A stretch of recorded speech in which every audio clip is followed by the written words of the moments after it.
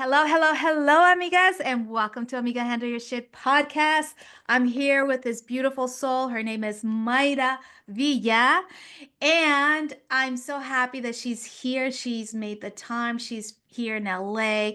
And as you know, amigas out there, that LA is right now not in the best conditions. And I'm just super grateful that she made the time to come here with us. And Mayra, she actually was one of our vendors at Libros y Mezcal. And we've been planning on this interview since last year. So many things happen, but you know what? This is the way life is. We get to move from where we're at and we continue on, and we're very resilient. So here we are on this podcast. I'm so excited to have her here to talk about her mezcal, all the ins and outs about this. Her mezcal is bar none one of the best mezcals I've ever had. And amigas, I'm Latina Mexicana, so I know a bit about alcohol. Let me just tell you that much. So I'm just grateful that Mayra is here, and she's from Hacienda Oponguio. And that's a tongue twister, I do have to say, but we made it happen. So wonderful to have you here, Mayra. Thank you so much for being here on Amiga Handle Your Shit podcast. Welcome. Um, Thank you so much for having me. This is the first time I come into a podcast, and I am very excited to be here. Thank you for having me. And I'm a little nervous, but that's nothing that mezcalito doesn't help with. Perfect. Well, see, that's the beautiful thing of having mezcal is that, it really does help with the nerves. I do have to say that. It gives and also gives you confidence. It also gives you confidence, right? It really does. So, for those amigas that were not at the Libros y Mezcal and not aware of your brand, I always love to give amigas a little bit of perspective of my guests. And I know that your family has a special lineage. And so I really want to take us back in time because from what I was reading is that this mezcal came from years ago in the back in the 20th century early on. And so I really want you to share that story with us because it's so amazing. And I think that this will give a lot of perspective to my viewers and listeners, but also the importance of legacy. And I think that that is so important, especially what's been going on, all these businesses being destroyed. And so here's a really perfect opportunity to let us know about legacy and how that was handled with your company. So please, please, please share with us this beautiful, beautiful history. Yes, of course. So I do want to, start by saying that this is my family's mezcal. My uncle is actually the owner of the brand in Michoacán. And going back, I mean, I have a lot of history in Michoacán. I was actually born here in the United States. My parents came as immigrants to this country. My mom is from Jerez, Zacatecas. My dad is from Michoacán, and they met here. And I remember, well, since I was little, and since people were telling me my parents always wanted to go. My dad wanted to go back to Michoacán, and that was his dream. And I say that because I lived in Michoacan for 5 years. So I was born here. I was 5 years old. They took me to Michoacan.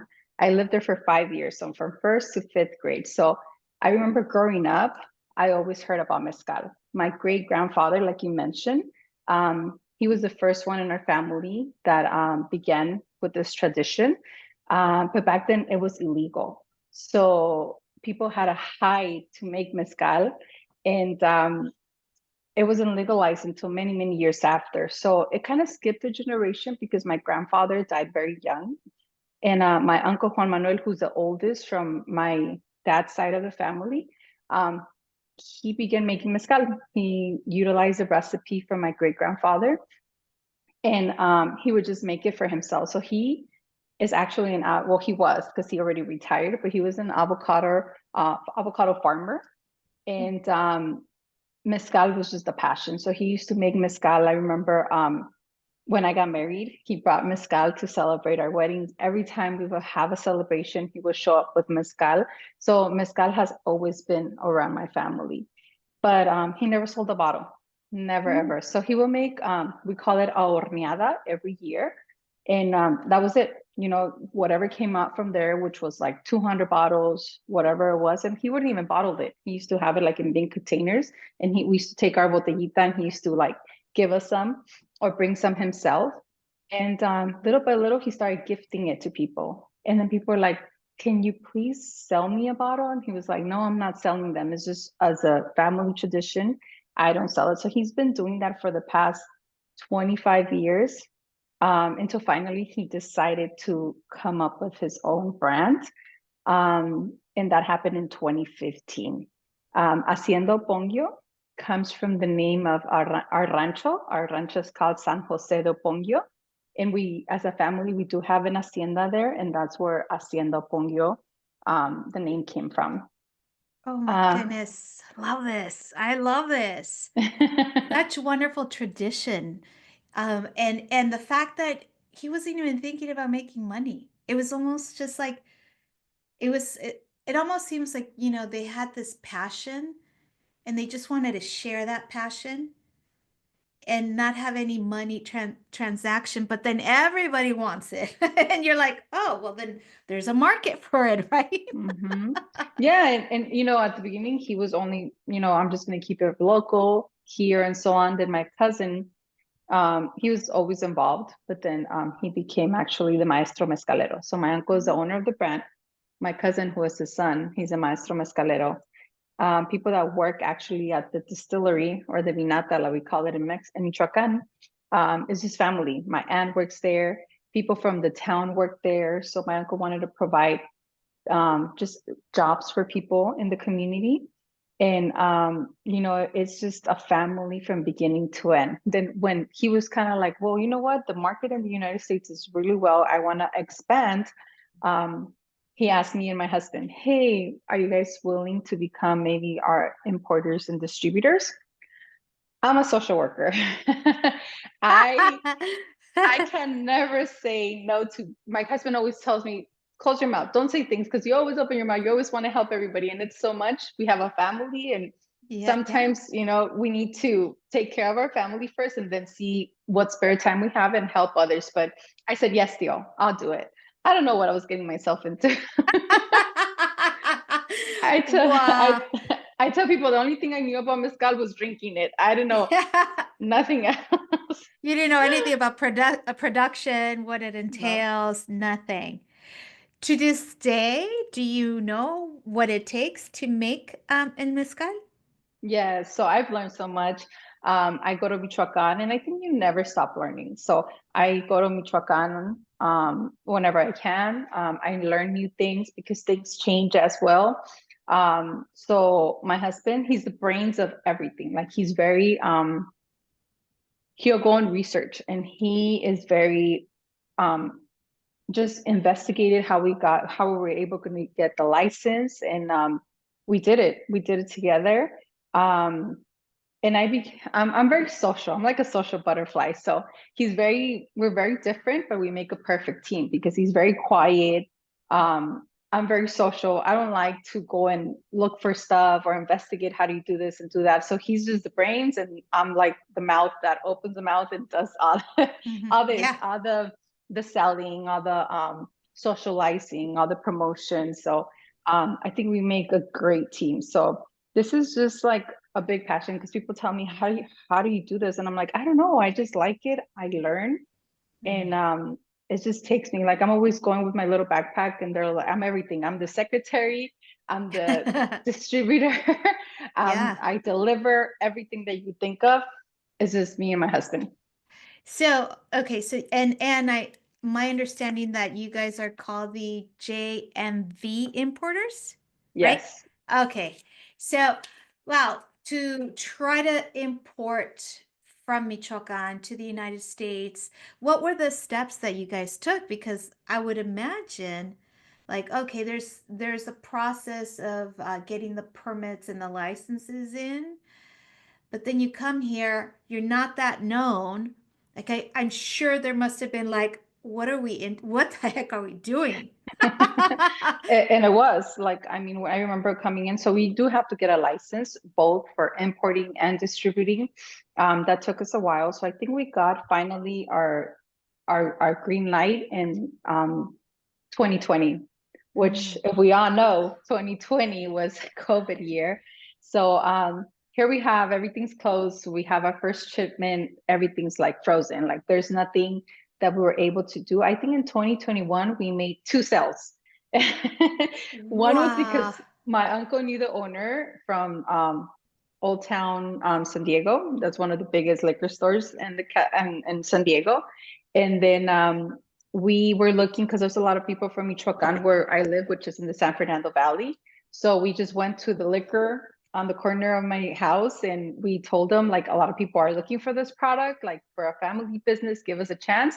And we were only in two stores for like a whole year because Oh my God. I didn't know how to sell. Like I will call the places and I will say, "Hey, can you guys give me an appointment?" Blah, blah blah. Nobody wanted to give you an appointment. It's like Hacienda Oponguio. What name is that? Like, who are you? We had our products. Um, Mezcal is it's very unique. Yeah. Um, in our case, our magueys, the plant takes 18 years. Well, it goes from 17 to 25 years to mature, to grow. From the time starts to grow. I mean, that's like having a child, like Oh an my adult child. God. No kidding. When so that's very rare, very special. Like it's I almost very limited. Yes, yes. And then Wow. in order to make 1 liter of mezcal, we need 35 kilos, which of agave. So that's only for 1 liter, 35 kilos. It's a lot. So I mean, our mezcal, it was not like a $20 mezcal that you go buy there. So we started with our high-end mezcal, and it was just very difficult, like a new brand that nobody knew. A lot of the mezcal mostly were coming from Oaxaca. We're Mhm. from Michoacán. It's a little different. So it was just it was really hard to open up markets. So we began attending events. I remember I attended on one event and I was so nervous, like because I didn't know much. My uncle came, he was helping us to just talk about, the product, everything. And from there, we started meeting the agave community. And that's what Mm. opened up so many doors. Like I met friends in the industry that are friends until now, and we all support each other and help each other. And that's how you and me met. Like that's Yeah. how it works. Like you just meet amazing people, you tell them about your brand, you tell them about your business. And I'm a mental health therapist, didn't know anything about how to make mezcal, how to sell mezcal, but little by little, it's been amazing. It's been very rewarding, and it's very, very knowledgeable to learn so many things, not only about mezcal, tequila, other, alcohol that comes from Mexico. Yes. And then also there's a difference between the mezcal from Michoacán versus the mezcal you said from Oaxaca? Yeah, so there's I believe, don't quote me on this, I always forget, but there's about 10 states, I want to say, for Mexico that it's legal to make mezcal. Like they it's called the oh my God, what is it called? The origin, like where you can actually make mezcal and get certified and all that. So Michoacan is one of them, Oaxaca is also one of them, and there's other states that you're able to make mezcal. So Michoacán, it's very rich in mezcal. The difference is that the agaves are very different. The Mm. land is different. I know from our side, like it rains a lot. It's more greenery in Michoacán, but they also have totally different agave plants and very different from Oaxaca, but very unique. And Oaxaca has great mezcal as well, so they're different and their own way. And I mean, I think all of them are amazing because I'm a mezcal freak now. I want to call myself because I also support other brands from other states Yeah. and Through your JMV importers. through just friends. At this Okay. moment, we only import my family's mezcal, but we just have a new mezcal that is also family owned. It's called Celebrante, and they're coming from Durango. Yeah, Oh, so wow. One of the states that is allowed to make mezcal and correct, distribute. Ah, correct. okay. Yeah, you guys have to jump from a lot of hoops, it seems, because it's interesting because there's many states in the country of Mexico, but only 10 are allowed? That's I think crazy. about 10. I can't remember the exact number, but it's very small. So Well, and then you could run into different things like also tequila. A lot of people also talk about tequila, but there's also bacanora. There's also different kinds of alcohol that you can make from the agave plant. And it's so interesting. Like yeah. I don't know everything just yet, but I'm starting to learn. Every family is unique in their own process, so it's very, very interesting. So what sells your family's recipe apart from other ones? I think our story of like how for me and my family is very important. Um, we do work with a very unique plant, which is a Inaquidens plant, the one that I was letting you know that we grows mostly in Michoacán. It's a wild agave. So, people don't, the ones, at least the ones that we have used, because we don't make a lot of mezcal, so they're very selective. Um, and I don't know, it's just the passion, I think, and the family structure from the beginning to end. Yes. I've growing up, there was always I have well, my mom is from Michoacán Oh, and my dad is from Jalisco. But Jalisco is like known for tequila. Like, tequila. I mean, tequila was like just the staple of our family, right?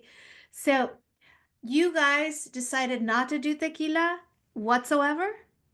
So in Michoacán, actually, you're able to also make tequila because same as mezcal, there's only certain states that are able to make tequila. So for us, it's both. However, mezcal has always been around our family. I love tequila as well, but Yeah. it's just we just wanted to kind of stick to what our family knew, to our family recipe, and that's the reason why. And tequila is a whole different monster, I want to call it, because it's cooked differently. The difference, I mean, if I could just, there's a lot of differences, but to kind of just make it simple, tequila could only make with the blue Weber agave, just one agave. Mezcal, Ooh. you have about 50 different agaves that have been, and I think the list is growing. Plus, with mezcal, you could make ensambles. So an ensamble is when you add two different agave plants or more. So I've had tequilas that have Oh. about 6 different agave plants. I think that's the most I've had, but they could be 2, 3, or 4. And that's how it works. With tequila, you only have your blanco, your reposado, añejo, extra Ejote. añejo, Yeah. but it's made with the same plants. Ah, interesting. See, I'm getting a lesson here.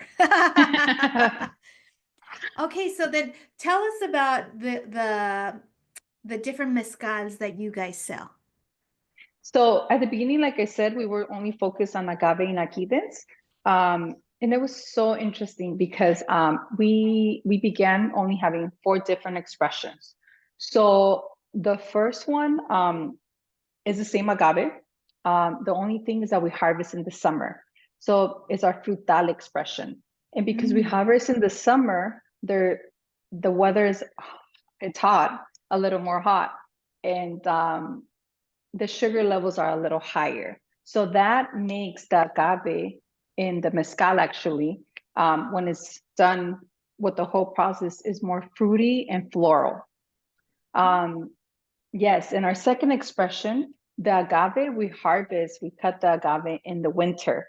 So because the Brix levels are a little lower, which is the sugar levels, the mezcal is more like herbal. So it has more, I tell people I describe it as when it rains and you smell like the wet, la tierra Mm. mojada, Yeah, and you yeah, smell that, that's yeah. what I taste when it's more green. It's more in that kind of those are the flavors that I taste when I have the herbal.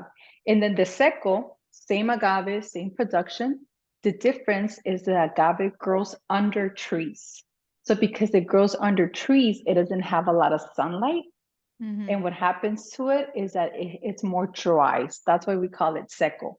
It has a lot of Mm. more explosive flavors. A lot of people think that it's stronger, but it's not that it's stronger. It's just more dry. And it just has Oh. different flavors. And then the fourth one that we had was an ensamble.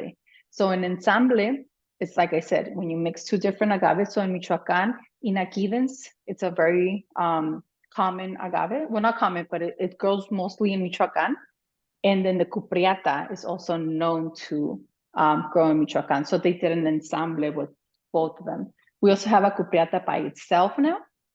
And the one that I'm having today, I'm going to show the bottle. So this is our bottle. And Oh, as you can yes. see, in the back, you can see the agave. And this is how the agave in Aquidens Oh, looks. Let me oh, see if oh, I could put, wow. No, that's a really nice bottle. It's really yeah. nice. Yes. The It, J right here uh-huh. that you see, Yeah. my great grandfather used to have horses, so that was his stamp to the horses. So Oh, my uncle thought that was his name was Juan Manuel, as yeah. same as my uncle, and that's what it is. Yeah, Oh, and cool. yeah, and this one's a pechuga. So for those that don't know a pechuga, so the unique part about this expression is that we do make it with agave in Aquidens. Most of the pechugas that I've had for mezcal, they're made with agave espadín, which is one of the most known agaves from Oaxaca, and well, now Michoacán is growing. But this one's very unique because we're making it with that unique agave. And when they do the second distillation, they add chicken breast, that actually my cousin grew the chicken in the ranch, so it's organic. It has cinnamon, cacao, and anise. So when Oh, people, wow. yeah, so in the distillation, you know how when you boil vegetables Yeah, yeah, and then yeah. you get just kind of like the agüita, El the water. juguito. Yeah, yeah, yeah. That's what falls into the mezcal, and that's what gives it the flavors. Like people think that we put it in, no, we don't. We just let it steam out, like we put it in the cazuela, Yeah. and that's how the flavor is. So And this selection, the taste is no es seco o sí es seco. ese no es seco. People, when I've get, I'm really bad on describing flavors, to be honest. Yeah. But when people have tasted this, they feel like, for me, it reminds me of ponche. Some people say that it gives them like a licorice taste, Oh, I see. I see. because Okay. of the canela and the anise and the Yeah, cacao. yeah. So yeah, Okay. Oh, wow. And so how much would that bottle cost? it depends where you go, but it starts. I've seen it for 112, 115, all the way to 130. So it depends what store Yeah. you go at, and it just, sometimes some stores have it on sale and so on. But I mean, we're talking about an agave that takes 17 years to grow. Yeah. Plus It's very special. the process of making mezcal could take about, I don't know, like 2 months. Yeah. Plus, or even more. And plus, whenever you make mezcal, usually, sometimes depending on the production, like you get 200 to 300 bottles. That's it from one horneada. So it's very unique. Not every horneada tastes the same. Yeah. They try, of course, but everything is very unique. The temperature, the climate, everything just makes it a little different. Yeah. Oh, wow. That's wonderful. And so I could purchase this at any liquor store, or do you guys have designated retail shops? So because we're still a small family brand, and I don't have a team to go out and sell, like literally all the sales have been through events, myself going out through stores. We do have a website, and we do have an online store. So you can purchase it through our haciendaoponguio.com. Or you could also go on our Instagram, let us know where your location is, and we'll let you know what's the nearest store. We're working kind of like a pinpoint of when people enter their zip code, and then we can let you know what the nearest store. So that's something that we're going to be doing in the future. But yeah, you could purchase online. Yeah. There's a lot of restaurants, like Madre is a big one that was always supporting us. Louis Liquor in Azusa, that's a big one for us too. In San Diego, also Old Towns, El Cerrito. There's a few, but it's more like Yeah. boutique, small stores that have opened the doors Yeah. our family business. Oh, wonderful. And when at the event that we had, Libros de Mezcal, which was in October, I think, which ones did you bring? Because I know I tried one, but I don't remember which one Yeah. it was. I think you either try the frutal or, well, going back to what we also have the Inaquidens tequilana. No, I'm sorry, the Inaquidens cupriata, which is the other agave. But then we also work with agave espadín. The espadín is unique. It grows in Michoacán. So espadín is usually the mezcal that you will find to make cocktails. Just Okay. because the espadín is an agave that usually takes 5 to 7 years to mature. So it's a lot of less years. And you don't want to use, I mean, you could in a cocktail a frutal, which is 17 years to mature. And usually we like to sip But on you it want to and sip enjoy it. it. Yeah, yeah, yeah, yeah, yeah. But there's people that want to. I mean, I don't criticize about it. I just really enjoy sipping on the mezcal. I could tell you that I started because I used to drink tequila before, then I kind of converted to whiskey because I had a really bad experience with tequila. But then when I started with mezcal, like it's just such a different spirit. Yeah. I think it's very there's no additives, like you don't add anything else. So if you literally just sip on it, not taking shots, I mean, you could if you Oh want to, no. Oh no, no.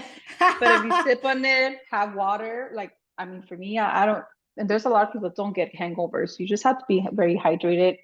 Um, but it's just, it depends. So the espadín is another one that we have. So then we have the espadín by itself, and then we have an ensamble with the espadín inaquidens. We also started working with the new agave, which is the tequilana, which is the blue Berber agave.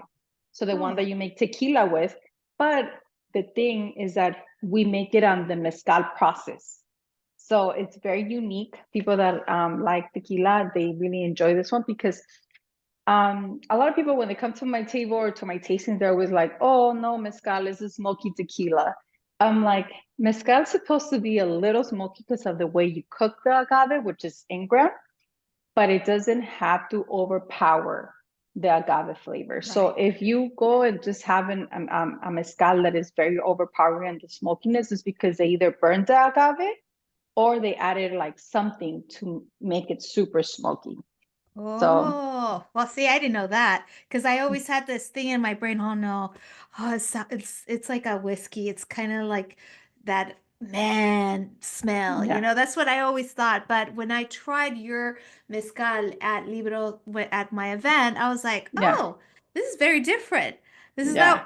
not. It tricked my brain. Yeah, I want to 100% sure that you either had the Inaquidens Espadín, the ensamble, Okay. or you had the Frutal, because I think you had like, I want to say one or two, I can't remember, but those are usually when people come and they're like, I'm not a big fan of mezcal, and I enjoy tequila or I enjoy whiskey, whatever it is. Like I kind Yeah. of want to get a sense of what they like, so then I could start them off with Oh, what they are used to, or at oh least kind of yes. used to. Well, I definitely want to purchase a bottle. Thank you. And I'm that girl that was like likes tequila, but so you're saying that I should have espadín El ensamble de and espadín some. Okay. inaquidens, or you could have the frutal. So the frutal is a little bit more of flavors, but it's really good. It doesn't like overpower or anything like that. But Yeah. I know the people that are more into tequila and they like to be more like smooth, more like agave flavor. The ensamble of inaquidens and espadín is really good. In Guinness. Okay, I would love if you could like send me like your little online so I could even put it in the show notes in case people want to, go and purchase some mezcal from you guys. For Okay? sure. I would love that. And when is your next event or tasting location? So that my listeners, if they want to go try your mezcal, that they have a place here in California or even Michoacan. Michoacan, they have Hacienda, right? Where you guys are located. Yes, I mean, definitely if you guys want to go to the Hacienda, it's beautiful. Again, not because it's my family, but Pero por Michoacán sí, pues sí, pues sí. está hermoso. It's so green. And actually our vinata, our distillery is right in front of the Lago de Pátzcuaro. So you're Mm-mm. able to see the lake. Either if you go in the morning, either go at nighttime, the moon is beautiful. And this is a great place to, have the whole tasting. They'll give you a tour. They'll explain the process, and it's really good. One thing that I did want to share is that, so going back to when I started learning about, the how to sell mezcal and how to do these events, I remember that every event, and I'm going to say this because I was very sure, every event that we went to, we had to present. I was always, like 90% of the time, the only girl that stood up there and talked about the family mezcal. Everybody else, every other brand was always males. Men. Yeah. Men, yeah, it was, and people were like, look at me. I think I used to get like feedback like, oh, to be a girl, you could handle your alcohol. And I was like, okay. And it was just kind of like, oh, you're part of the brand. Like they will be like questioning me because, I will be behind the table talking Yeah, yeah. about the mezcal. And I mean, I could tell you that sometimes I will freeze because I don't know the answer, and I will say, you know what, let me get back to you. But it was a process I learned. And because of that, I came up with something called Amigas y Mezcal. So Amigas y That's Mezcal, right. yes, it Uh-huh. started, and I think it started because the same reason I used to always see, and so little by little, or I started meeting girls that enjoy drinking mezcal, and that would make me so happy. I was like, oh my God, I'm not the only You're, girl. I have solidarity here. And then I remember mom saying, "No seas borracha, no estés tomando," and I'm like, whatever. And I'm like, at least I'm not the only borracha. Now I have girlfriends that I've been. Excuse me. That is true. I'm like, you know what I mean? Oh my God, that is so much fun. No, I have a bunch Yeah, of girls that love to, we like to, go out thingy, and have a good taki. Yeah, time. yes, yeah, Yes. yes. Let loose. Yeah, so I remember the first event I kind of mentioned, and I was like, you know what? I need to find a way to promote my family's brand. Like, what else can I do? So I remember the first event of Amigas en Mezcal that I did. I used to always invite my girlfriends to come to my mezcal events, and they always say the people that support you are not going to be your family. And I'm like, no, they have to Yeah, be my family or your friends. But you meet a different kind of crowd, and yeah, they were yeah. so helpful. And I remember my friends were like, yeah, we'll go, and some of them will come. But then I'm like, no, like they need to. I need to educate, like I need to talk about it. I need to share this with other people. So I remember the first event, I had it here in my house. And I invited, I want to say like 50 girls, 40 maybe, 45 showed up. What I did is I told them, everybody, come, I'll provide the drinks. I hire my friend who's a bartender, Liquid Courage, Ernie. He's like always so supportive.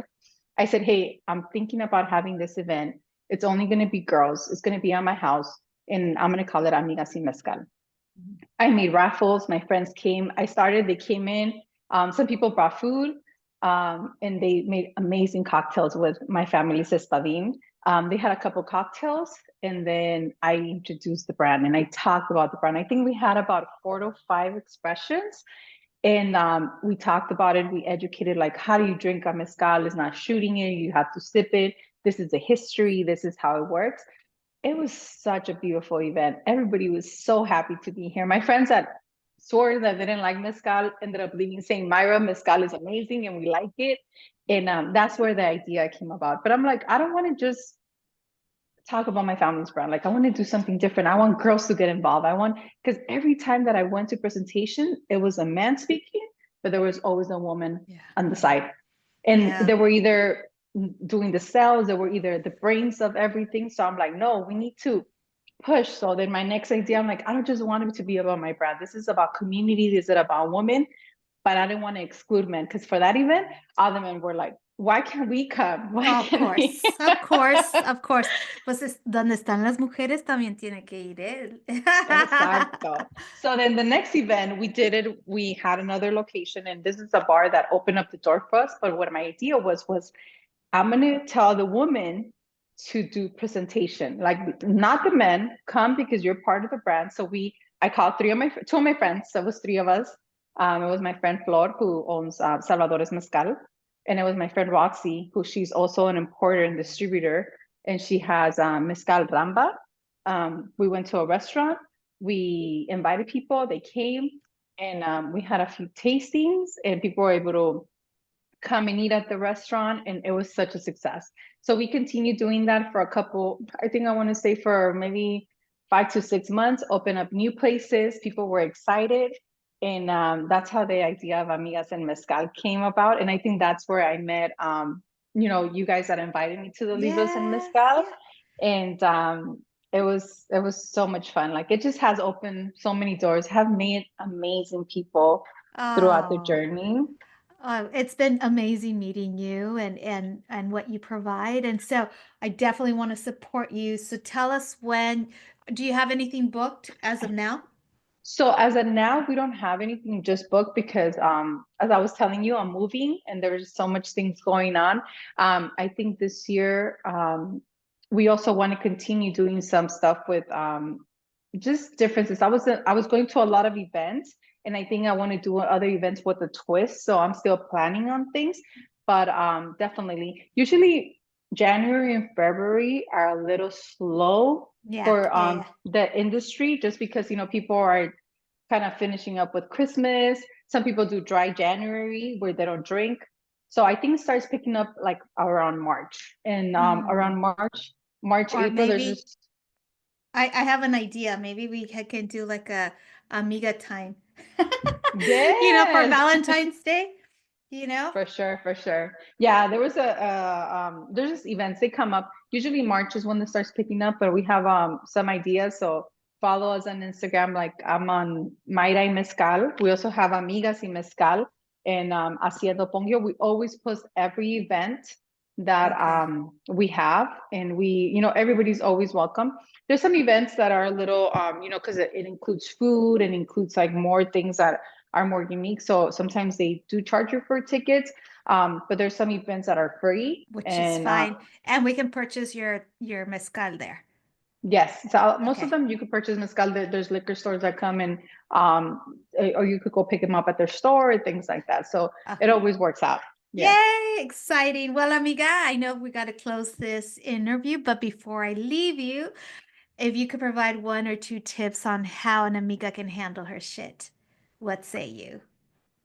I think believing in ourselves. I'm a very big person of faith, and I think everything comes at their time, and we have to be patient. And sometimes if it doesn't, it's because better plans, God has better plans for us. So I think, and also taking off a little bit of like that traditional stuff that we're used to. And I'm a very traditional person, but I think when it becomes to being a girl, being a woman, I turned 40 on December and I was very Woohoo! excited.